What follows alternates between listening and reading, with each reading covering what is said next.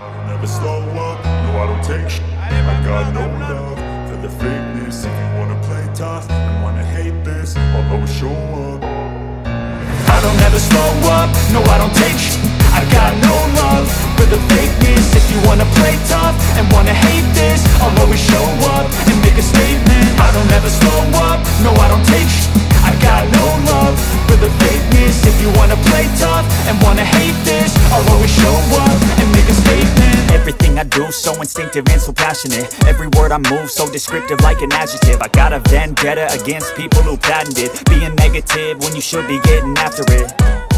I got facts. On se retrouve enfin dans la compétition. Cette expérience nous manque un peu, nous manque à nos enfants. Nos enfants, surtout ceux qui viennent d'arriver et qui n'ont jamais vu ce genre de compétition. Donc vraiment, je dirais que enfin, on y est et on a atteint un objectif.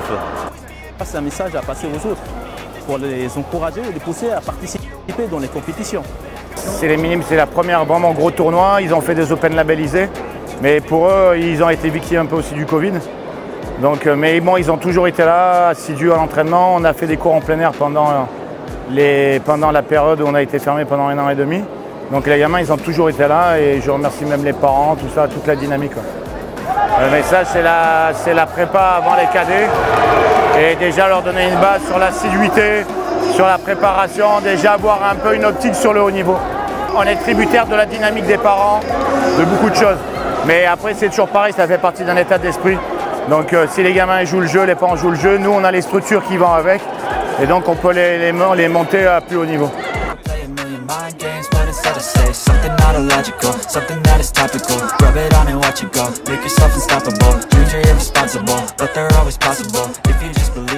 Je leur ai dit exactement de faire du taekwondo, plaisir, des retournées, il faut vraiment se lâcher, de ne pas rester bloqué sur la stratégie, sur le tactico-tactique, vraiment sur offrir tout ce qu'on peut offrir en termes de panoplie et de marquer des points. Voilà. Sur les résultats, on n'a pas été très convaincant, mais sur ce qu'on a gagné après, sur l'état d'esprit et sur le groupe, je pense que ça a été très bénéfique.